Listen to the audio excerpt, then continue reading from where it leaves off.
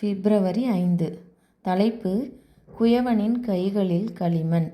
குயவன் வனைந்து கொண்டிருந்த மண்பாண்டம் அவன் கையிலே கெட்டுப் போயிற்று.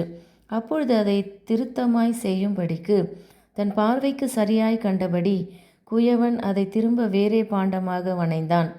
அப்பொழுது கர்த்தருடைய வசனம் எனக்கு உண்டாகி, அவர், இஸ்ரவேல் குடும்பத்தாரே, இந்த குயவன் செய்தது போல நான் உங்களுக்கு செய்யக்கூடாதோ என்று கர்த்தர் சொல்லுகிறார். இதோ, இஸ்ரவேல் வீட்டாரே, களிமண் குயவன் கையில் இருக்கிறது போல நீங்கள் என் கையில் இருக்கிறீர்கள். எரேமியா 18:4-6.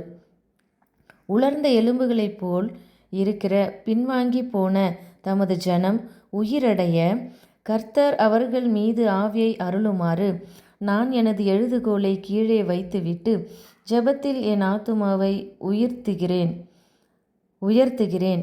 பாதுகாப்பில்லாமலும் ஆயத்தமில்லாமலும் தூங்குகிறவர்களை திகிலூட்டும்படியாக ஓசையின்றி கண்களுக்கு புலப்படாத வகையில் இரகசியமாக மெதுவாக அடிமேல் அடி வைத்து திருடன் வருகிற விதமாக முடிவு சமீபமாக நெருங்கி கொண்டிருக்கிறது.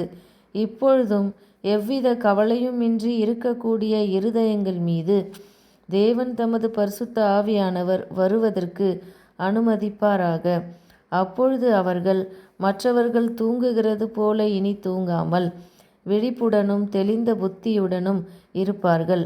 தன் வாழ்நாளில் பெரும் பகுதியை வீணடித்த பின் இனியாவது குயவனின் கையில் களிமண் போல் தன் சித்தத்தை ஒப்பு கொடுக்கவும் கனத்திற்கேதுவான பாத்திரமாக வணையப்படுவதற்கு தேவனுடன் ஒத்துழைக்கவும் சம்மதிப்பவன் யார்?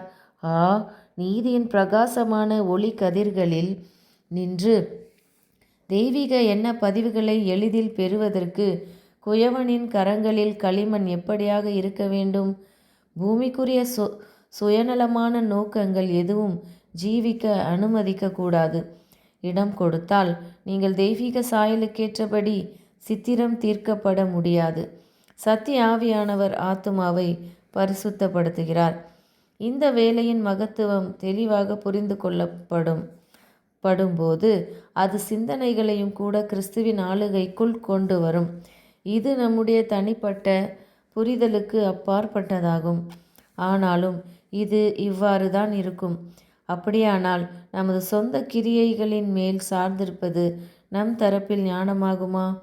தேவன் நமக்காக கிரியை செய்ய நாம் அனுமதிக்க வேண்டும். நம் குணத்திலோ அல்லது நடக்கையிலோ ஏதேனும் மேன்மை இருப்பதாக தோன்றுகிறதா? அது வரம்புக்குட்பட்ட மனிதர்களிடத்திலிருந்து தோன்றுகிறதா? இல்லை.